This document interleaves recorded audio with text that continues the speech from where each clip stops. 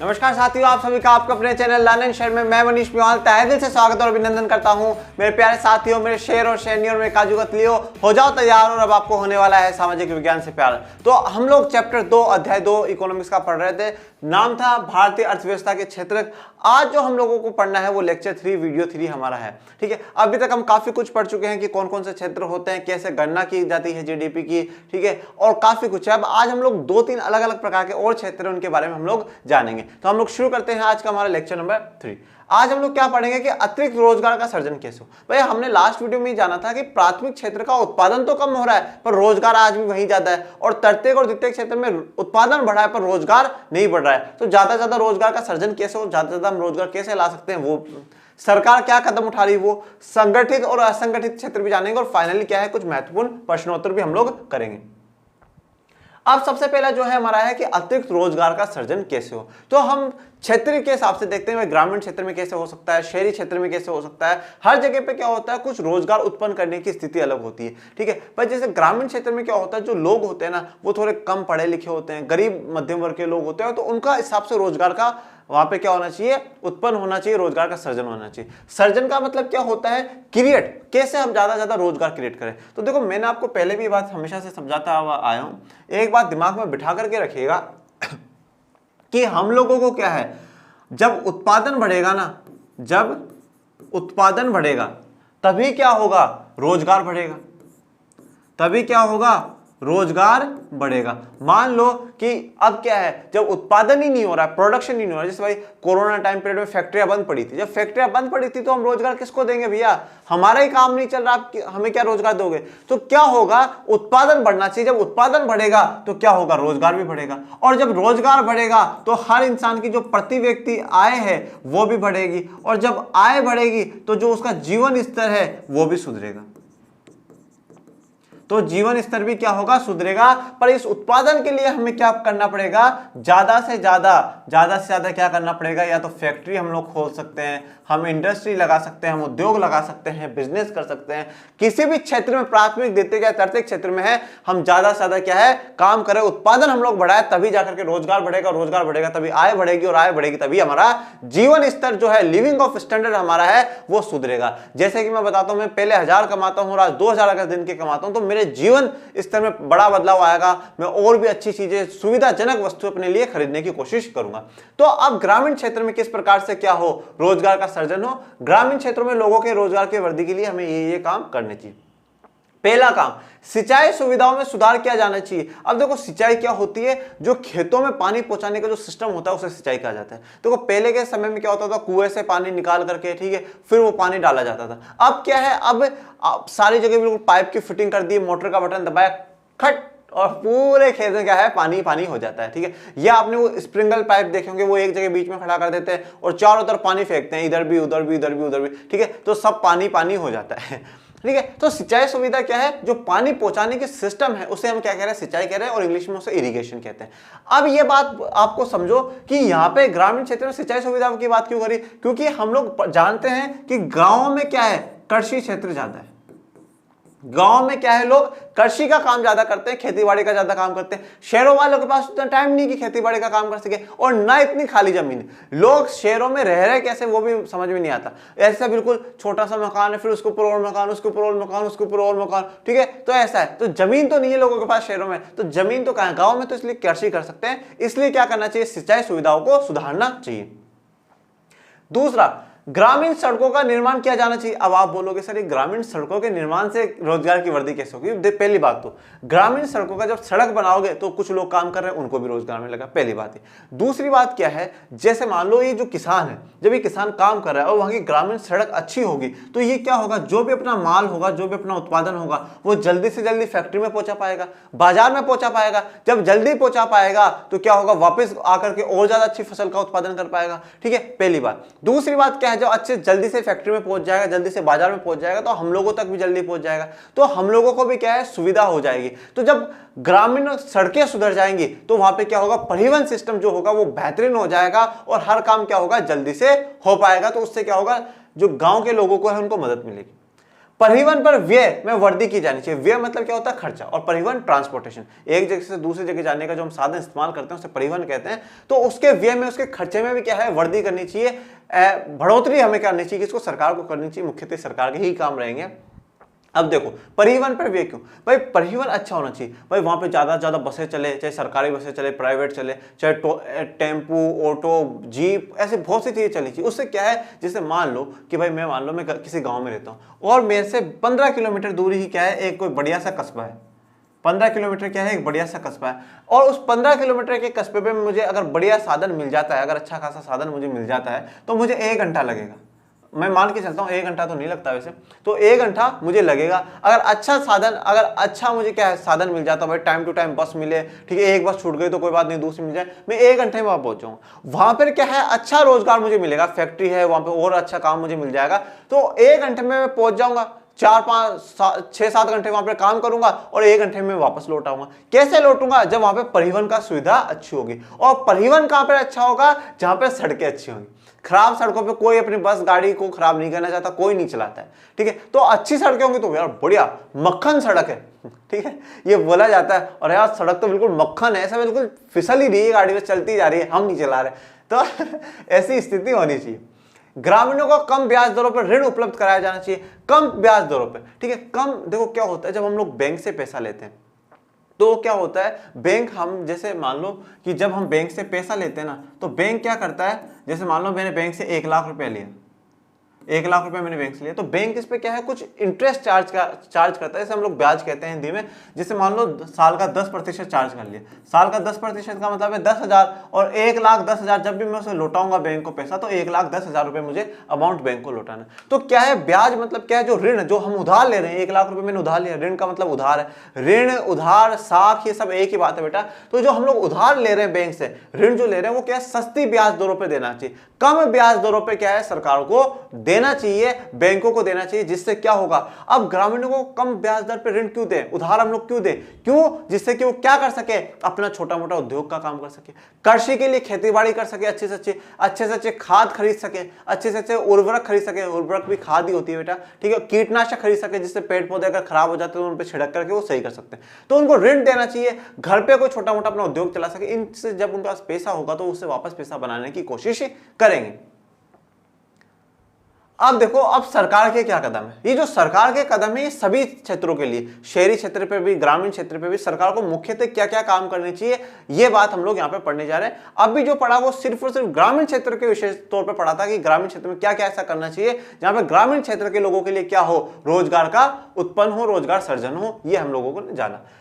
पहला जो सरकार का काम है वो ये है, शैक्षणिक पद्धति को रोजगार के अनुकूल बनाया जाना चाहिए। शिक्षा के ढांचे में व्यावसायिक प्रशिक्षण को भी शामिल किया जाना चाहिए। देखो अब क्या बोला? शैक्षणिक पद्धति। शैक्षणिक पद्धति का मतलब क्या है? Educational system, educational system. तो एजुकेशनल सिस्टम को क्या है? थोड़ा अच्छा बनाना चाहिए। जो ये एजुकेशनल सिस्टम है, जो शैक्षणिक पद्धति है, उसको ऐसा बनाओ कि जब हम एजुकेशन ले ले, हम शिक्षा ले ले, तो हमें क्या मिल सके? रोजगार मिल सके। हमें क्या मिल सके? रोजगार मिल सके। और ये बात सच है, आज बच्चा ग्रेजुएशन कर लेता है, बीकॉम कर लेता है, बीए कर लेता है, बीएससी कर लेता है, पर उसके बाद भी उसको रोजगार नहीं मिलता है। बोला आपने कोई कंप्यूटर का कोर्स करा ही नहीं, आपने ये काम तो करा ही नहीं, आपने ये काम तो करा ही नहीं। अरे यार 17 साल जिंदगी के पढ़ाई में झोंक दिए और अब भी ये बोल रहा कुछ करा ही नहीं। तो फिर ये 17 साल हमने क्या करा था? है 17 साल में क्या करा? तो क्या है? ऐसी व्यवस्था, ऐसी शैक्षणिक पद्धति, ऐसा एजुकेशन सिस्टम होना चाहिए, जब आप वो एजुकेशन कंप्लीट कर लो ना, तो क्या हो? आपको रोजगार जो है वो मिल जाए। क्योंकि रोजगार मिलेगा ना, देखो मैं आपको साफ बात बताता हूं, हम लोग जो जीवन जीते ना, वो अच्छी इनकम के लिए जीते। हम, हर इंसान का सपना होता है कि मेरे पास एक बहुत अच्छा सा घर हो, ठीक है, अच्छी सुविधाजनक वस्तुएं हो, बढ़िया गाड़ी, बढ़िया घर में एसी हो, घर में जाऊं आराम मिले, ऐसी चीजें हम सब चाहते हैं। और ये सब कैसे होगा? जब आय, इनकम अच्छी होगी। और इनकम कब अच्छी होगी? जब रोजगार मिले, ठीक है। कि दुनिया को मतलब नहीं है मैंने क्या कर रखा है, क्या नहीं कर रखा, दुनिया को मतलब है मनीष के पास क्या क्या है, ठीक है। और क्या क्या कब मिलेगा? जब अच्छा रोजगार, अच्छी इनकम मुझे मिलेगी। तो रोजगार के लिए हमें क्या करना पड़ेगा? शैक्षणिक पद्धति में सुधार करना पड़ेगा। उसके अलावा शिक्षा के ढांचे से जो शिक्षा की व्यवस्था है, उसमें व्यावसायिक प्रशिक्षण, व्यावसायिक प्रशिक्षण का मतलब क्या है? आपको कुछ प्रोफेशनल ट्रेनिंग देनी चाहिए, कुछ प्रोफेशनल ट्रेनिंग भी सरकार को देनी चाहिए। प्रोफेशनल ट्रेनिंग का मतलब क्या है? कुछ प्रोफेशनल ट्रेनिंग भी आपको देनी चाहिए, प्रोफेशनल और जो बिजनेस से जुड़ी हुई ट्रेनिंग से वो भी आपको सरकार को देनी चाहिए। क्यों देनी चाहिए? जिससे कि क्या हो, जब आप यहां से निकलो तो आपको क्या है, काम मिल जाए। जैसे मान लो स्कूल टाइम में, कॉलेज टाइम में क्या हो, आपको कंप्यूटर का बहुत एक्सपर्ट बना दिया जाए, जो सुपर कोर्स है ना कंप्यूटर का, ये नहीं कंप्यूटर लैब में ले गए, हाँ बेटा ये इसमें ना कलर करो ठीक है, लो बेटा ये पेंसिल खोल लिए से ड्रॉ करो, वो वाला कंप्यूटर नहीं सीखना है, ठीक है, वो वाला कंप्यूटर नहीं सीखना। कंप्यूटर बिल्कुल हाई लेवल पे भाई, बिल्कुल जो पूरा कंप्यूटर का सिस्टम वो सारा का सारा बच्चा क्या है स्कूल लाइफ में सीख जाए, उसका कॉलेज लाइफ में आए तो उसे और भी उसकी अच्छी बेनिफिट्स मिले और भी उसको फायदे मिले। या और जो कुछ ऐसे प्रोफेशनल ट्रेनिंग से, उसके लिए सरकार क्या करे, बच्चों को अवेयर करे कि बेटा आप ये करो, आप ये काम करो, इसको सीखो। तो उससे क्या होगा, जब वो स्कूल से या कॉलेज से बाहर निकलेंगे, जब उनकी एज आ जाएगी ना, तो उस एज पे क्या कर पाएंगे, वो अर्न कर पाएंगे, पैसा कमा पाएंगे। अब देखो मैं आपको बात बताता हूँ, इंसान नॉर्मली जो ग्रेजुएशन करता है, ग्रेजुएशन का मतलब ये होता है 12th के बाद 3 साल का कोर्स होता है जिसे हम ग्रेजुएशन कहते हैं, ठीक है बेटा। तो 3 साल हो तो मतलब हम लगभग ये एक अंदाजा रहता है कि 21 साल की उम्र तक क्या रहता है, बच्चा ग्रेजुएशन कर लेता है। 21 साल की उम्र तक आके ग्रेजुएशन, हिंदी में से स्नातक कहते हैं, ठीक है। 21 साल की उम्र में आके स्नातक उसने करा है। उसके बाद मान लो उसको भाई किसी कंप्यूटर फील्ड में एक्सपर्ट बनना है ना, कंप्यूटर फील्ड में एक्सपर्ट बनना है। अब क्या करता है वो 2 साल 3 साल तक क्या कंप्यूटर के बढ़िया बढ़िया कोर्स करता है और करेगा। मान लेते हैं 3 साल कंप्यूटर का कोर्स भी कर लिया, ये जीवन का सत्य है बेटा, ठीक है। तो आप पहले अवेयर हो जाना। 24 साल की उम्र में आ गया, अब 24 साल की उम्र में आ गया तो भैया अब काम ढूंढने निकलेगा। अब काम ढूंढेगा, जरूरी तो है नहीं एक दिन में मिल जाएगा, एक दिन मान लो 1 साल हो गया, अब 1 साल काम आने में, तो 25 साल का तो क्या है वो ये हो गया। आधी उम्र तो इंसान की यही होगी। आजकल भरोसा थोड़ी है कब तक है कब तक नहीं है, ठीक है, कब प्रभु का बुलावा आ जाए और कब किसको बुला ले, किसी का कोई भरोसा नहीं रहता। तो 25 साल क्या है, आधी उम्र तो जीवन का ऐसे ही निकल गया। अब उस 25 साल के बाद क्या होता है भाई, शादी हो जाती है ठीक है। और उस उम्र तक भी अगर आपको रोजगार नहीं मिला है तो वो तो बहुत दुख की बात है, ठीक है। तो फिर तो पहले तो सिर्फ घर वाले कहते थे कि भाई तुझे काम नहीं करता है तो काम नहीं करता है, फिर तो और भी ऐड हो जाएंगे कि आप कोई काम नहीं करते हो।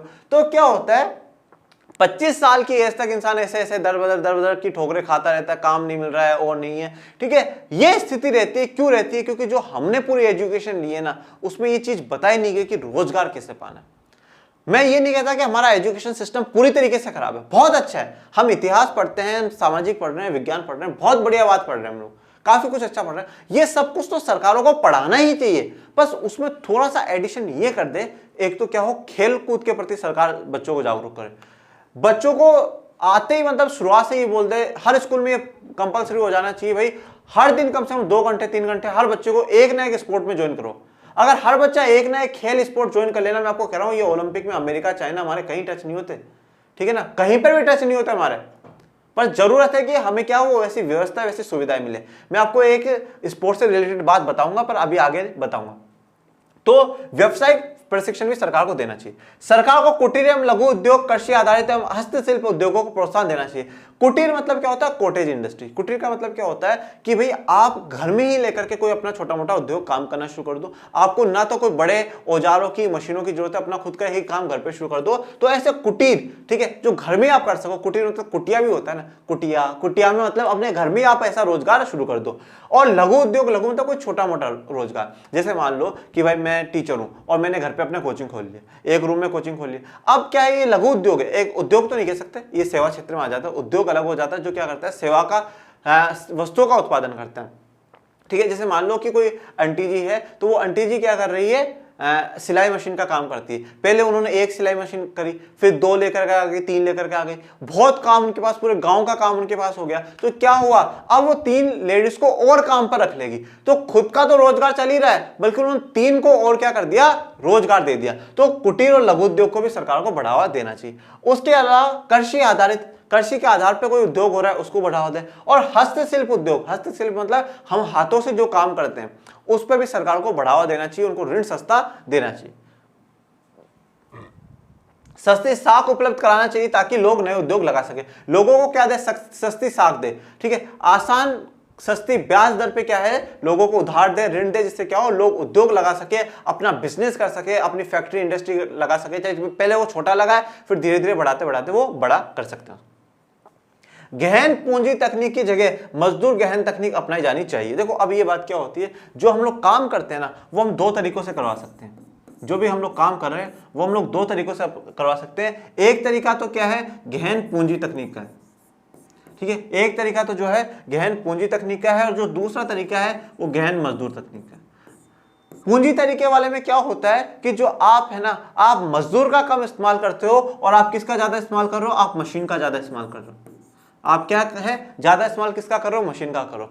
क्यों भाई, जब मशीन आ गई है तो जो काम पहले 10 लोग कर रहे थे वो एक काम मशीन अकेली कर देगी, उस पर एक जने को लगा दोगे। और दूसरा क्या है, मजदूर, यहां पर क्या है, मशीन का जो उपयोग है वो कम हो जाएगा और लोगों का उपयोग है ना वो क्या हो जाएगा, ज्यादा हो जाएगा। तो ये कह रहे हैं कि ये जो गहन पूंजी वाली व्यवस्था है इसको हटा करके मजदूर वाली, जो ज्यादा लोगों को क्या है रोजगार दे सके, ऐसी व्यवस्था पर सरकार को काम करना चाहिए। और ऐसी व्यवस्था में क्या करना चाहिए, हस्तशिल्प के उद्योग बढ़ाना चाहिए, जो हाथों से काम हो रहे हैं उन पे बढ़ाना चाहिए, लघु उद्योगों को बढ़ाना चाहिए। तो वो लघु उद्योग बढ़ेंगे। मैं आपको एक बात कहता हूं भाई, मान लो अगर एक गांव में, ठीक, एक गांव में पांच जने भी छोटे छोटे उद्योग खोल लेते हैं जिनकी बढ़िया कैपेसिटी होती है, बढ़िया काम चलने लग जाता है, वो पांच जने भी क्या है, अगर 10 जनों को भी रोजगार पे रखते हैं तो 50 जने तो गांव के गांव में ही सेट हो जाएंगे, ठीक है। फिर उनसे कुछ सीख करके कुछ लोग और खोलेंगे, तो धीरे धीरे वहां की वहीं सब क्या है, सेटल भी हो जाएंगे और सबका विकास भी वहीं की वहीं हो जाएगा।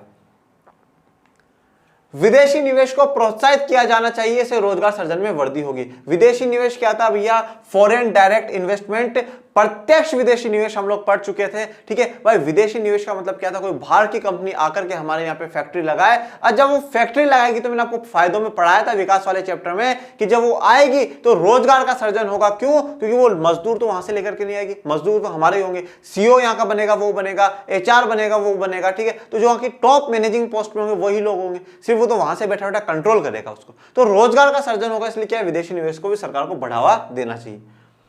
सभी क्षेत्रों में रोजगार के नए मार्ग सर्जन करने के लिए अनुसंधान एवं विकास को प्रोत्साहित करना चाहिए। अनुसंधान एवं विकास क्या होता है, रिसर्च एंड डेवलपमेंट। भाई हर क्षेत्र में क्या होना चाहिए, रिसर्च होनी चाहिए। भाई हम कृषि को कैसे बढ़ा सकते हैं, हम उद्योग क्षेत्र को कैसे बढ़ा सकते हैं, और सेवा क्षेत्र को कैसे बढ़ा सकते हैं, जिससे ज्यादा से ज्यादा क्या हो, रोजगार उत्पन्न हो, ज्यादा से ज्यादा रोजगार काम हो। कैसे होगा, जब हम उस पर रिसर्च करेंगे, डेवलपमेंट करेंगे, और उसके लिए भी सरकार को प्रोत्साहन करना चाहिए कि ऐसा काम हो।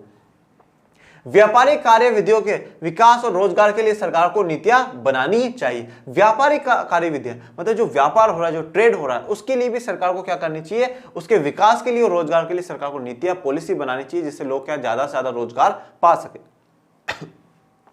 शिक्षा, स्वास्थ्य, बैंकिंग को प्रोत्साहन देना चाहिए, जहां रोजगार के ज्यादा अवसर। देखो आप ये बात ध्यान रखना, सेवा क्षेत्र में है ना उत्पादन बहुत हो रहा है, और पर है ना रोजगार के है ना जो चांसेस है वो भी बहुत ज्यादा है। आप भाई शिक्षा क्षेत्र में आज आप पढ़े लिखे हो, आप पढ़ लिख लेते हो, आप, मैं एक बात बताओ, अगर आज आप पढ़ लिख लेते हो, 12th के बाद भी जब आप लोगों को टाइम मिलता है, अगर आप क्या कर सकते हो, अपने आसपास के 5-10 बच्चों को घर में लेकर के बैठ सकते हो।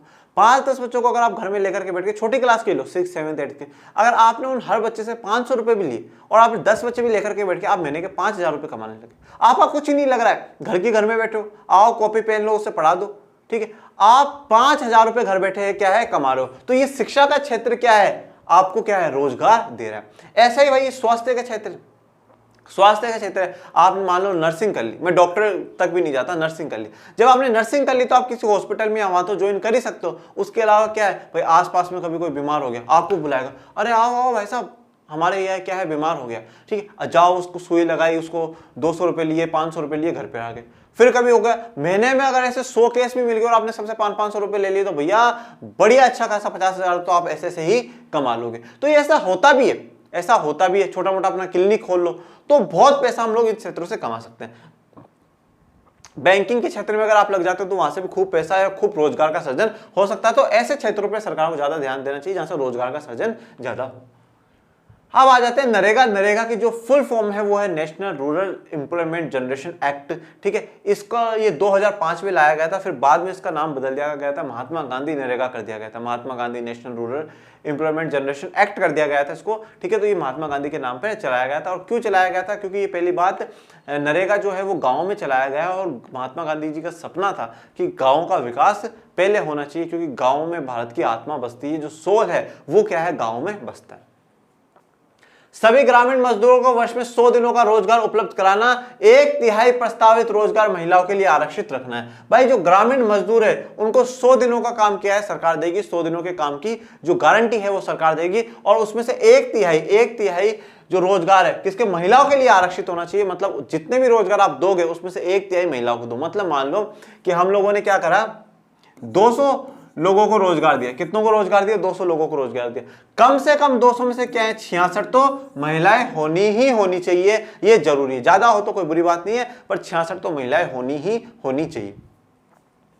यदि आवेदक को 15 दिन के अंदर रोजगार नहीं मिल पाता है तो वह स्त्री पुरुष दैनिक बेरोजगारी भत्ता पाएगा। अगर आपको सरकार 15 दिन के अंदर रोजगार नहीं दे पाई तो आपको क्या मिलेगा, दैनिक बेरोजगारी भत्ता मिलेगा। दैनिक बेरोजगारी भत्ता क्या होता है कि भाई आपको घर बैठे हुए सरकार कुछ अमाउंट पैसा देगी। बेरोजगारी भत्ते का मतलब क्या होता है, आप बेरोजगार हो इसलिए हम आपको पैसा दे रहे हैं, और दैनिक का मतलब डेली। ठीक है, डेली के हिसाब से सरकार क्या आपको कुछ ना कुछ अमाउंट देगी अगर आपको 15 दिन के अंदर सरकार काम नहीं दे पाती है तो।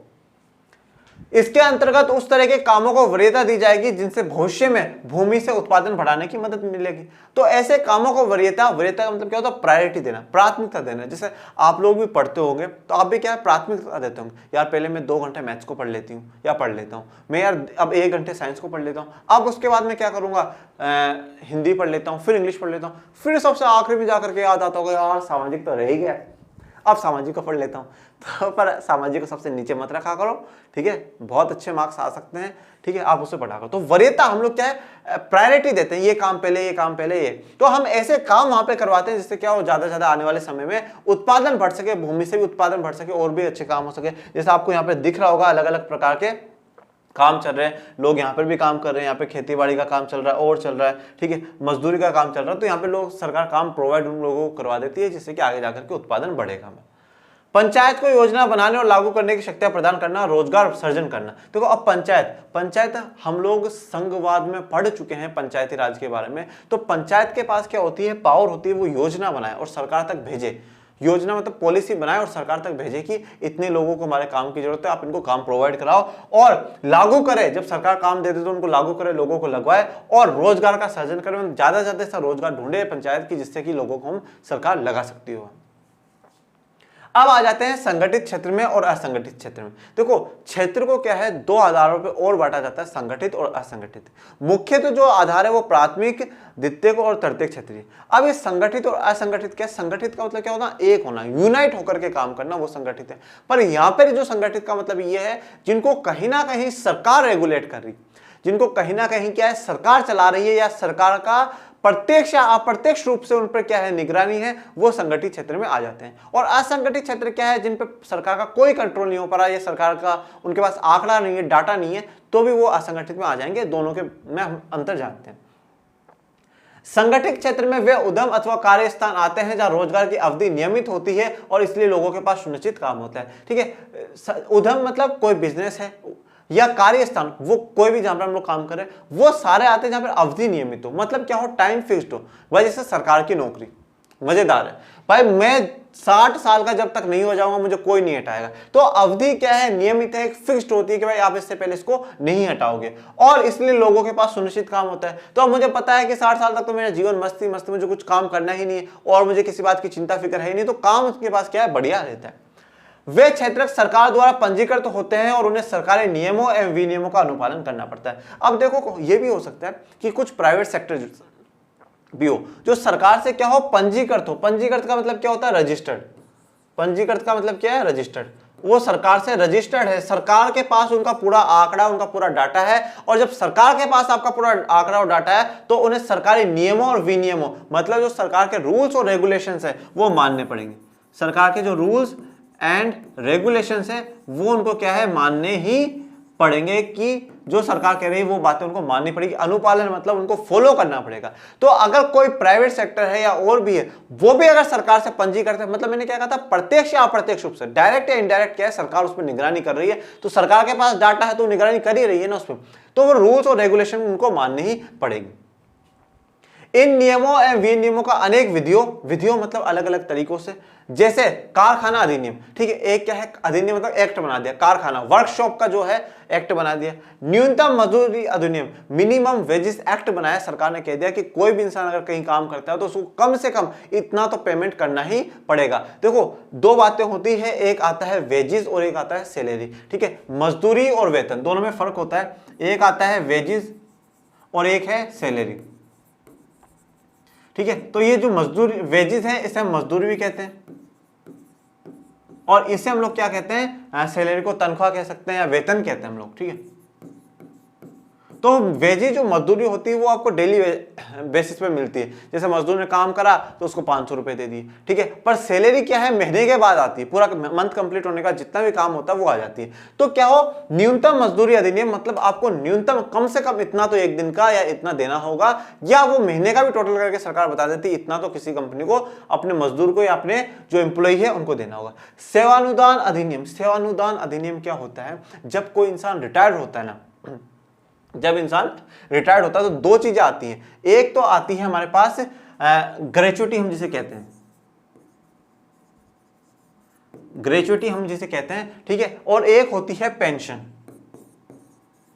ये इंग्लिश के नाम में आपको इसलिए बता रहा हूं क्योंकि डेली लाइफ में यही यूज आते हैं, हिंदी वाले नहीं आते हैं। ग्रेचुइटी क्या होती है, सेवानुदान उसे कहते हैं, हिंदी में ग्रेचुइटी को सेवानुदान कहते हैं। जब आप कहीं से रिटायर होते हो, जैसे मैं मान लो मैं सरकारी ऑफिस में काम कर रहा हूं, मैं 60 साल के बाद जब रिटायर हो जाऊंगा तो जो पैसा क्या सरकार एक मुश्त राशि मतलब एक साथ मुझे कुछ पैसा देगी, मेरा जो पीएफ में इकट्ठा था उसमें भी सरकार को जोड़ उड़ा करके जो कुछ भी वो पैसा मुझे एक बार में, जैसे मान लो मुझे एक साथ सरकार ने 40 लाख रुपए दे दी रिटायर होने के समय, तो ये क्या है ग्रेचुइटी है, सेवानुदान है। ये क्या है, सेवानुदान है, ग्रेचुइटी है। और पेंशन क्या होती है, जो आपको रिटायर होने के बाद हर महीने मिलेगी, जैसे कि 10,000, 5,000, 8,000 इस प्रकार का। तो आपको क्या है, सेवानुदान अधिनियम, आपको ग्रेचुइटी एक्ट का भी ध्यान रखना होगा। दुकान एवं प्रतिष्ठान अधिनियम, तो दुकानों प्रतिष्ठानों पे क्या काम हो रहा है उसका भी और इत्यादि में उल्लेख किया गया। और काफी ऐसे कानून बनाए गए हैं जो क्या हो, संगठित क्षेत्र में आप हो तो आपको काफी फायदा उसमें मिलेगा। जैसे कि आप देखो बहुत शानदार मीटिंग यहाँ पे चल रही है, लोग मीटिंग कर रहे हैं, ये एक तरीके से संगठित इसलिए क्योंकि यहाँ पे इन लोगों को ग्रेचुइटी भी मिलती है।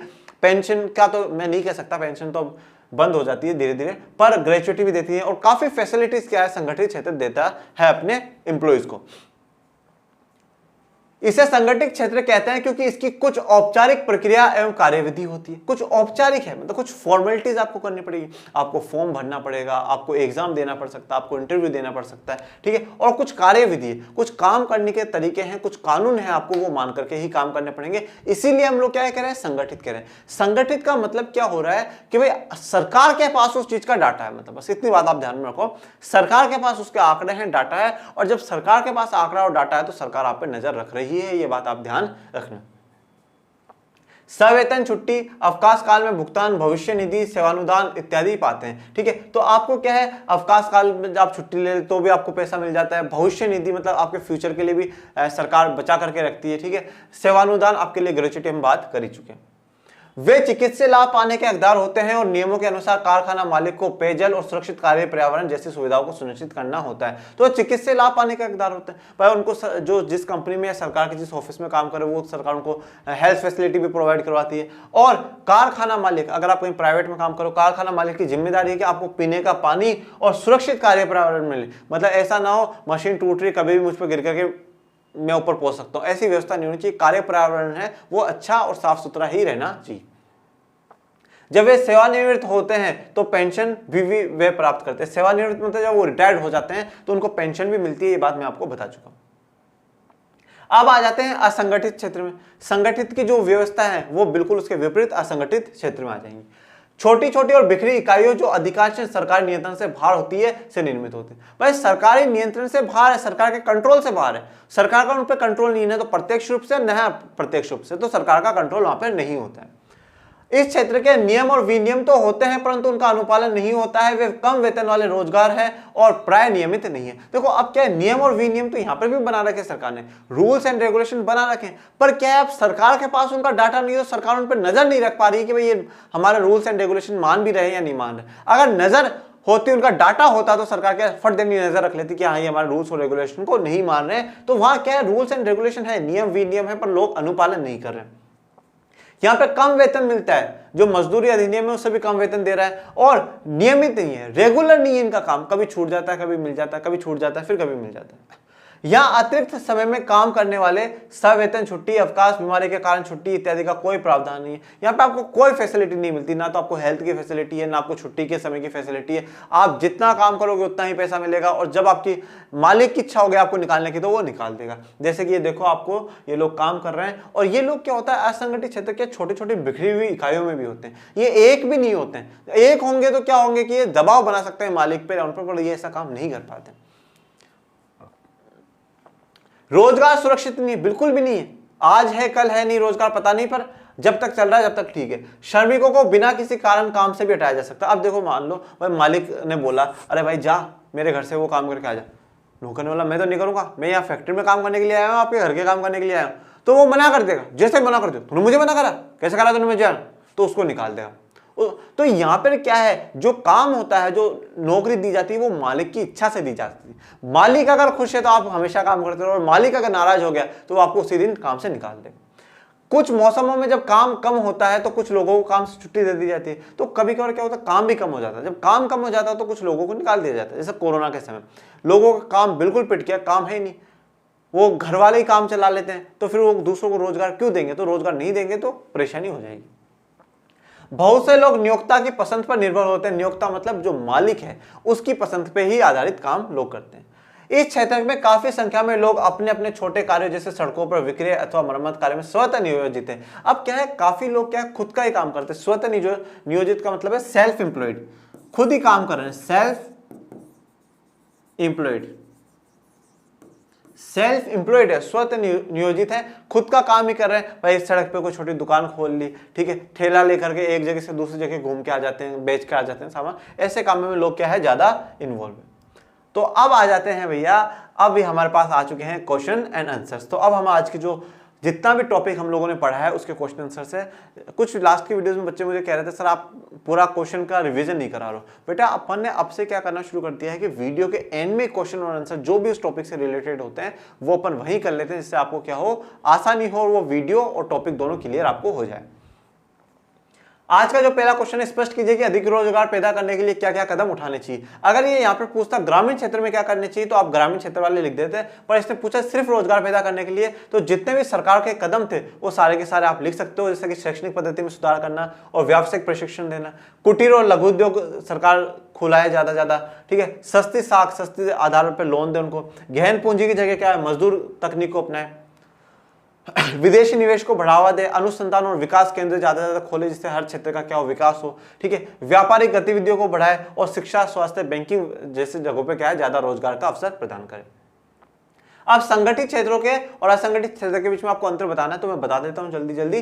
संगठित क्षेत्र में सरकारी नियमों विनियमों जैसे कारखाना अधिनियम, औद्योगिक विवाद अधिनियम, न्यूनतम मजदूरी अधिनियम इत्यादि का अनुपालन होता है। तो आपके संगठित क्षेत्र में जो कानून है, रूल्स एंड रेगुलेशन, उनको फॉलो किया जाएगा। इसमें इन नियमों का अनुपालन नहीं होता, यहाँ पे कोई फॉलो नहीं करेगा। इसमें रोजगार की शर्तें नियमित होती है तथा काम सुनिश्चित होते हैं। यहाँ पे रोजगार की जो शर्तें हैं वो नियमित है, रेगुलर है और फिक्स्ड है कि आपको इतने दिन तो हम लोग काम पर रखेंगे ही रखेंगे। रोजगार कम वेतन वाले होते हैं तथा प्राय नियमित नहीं होते। श्रमिकों को बिना किसी कारण काम से हटाया जा सकता है, तो कभी भी काम से हटाया जा सकता है, जैसे कि मालिक की इच्छा पे होता है। लोग निश्चित समय तक ही काम करते हैं, यदि वे अतिरिक्त काम करते हैं तो अतिरिक्त वेतन मिलता है। अगर लोग ज्यादा काम करेंगे तो ज्यादा पैसा मिलेंगे, और जितना करना है उतना तो पैसा देना ही देना है।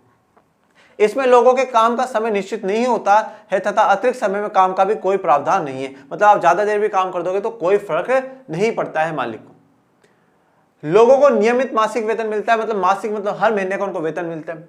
इसमें लोगों का दैनिक मजदूरी मिलती है, यहाँ पे इनको दैनिक मजदूरी मिली। देखो वेतन और मजदूरी समझाया था मैंने आपको।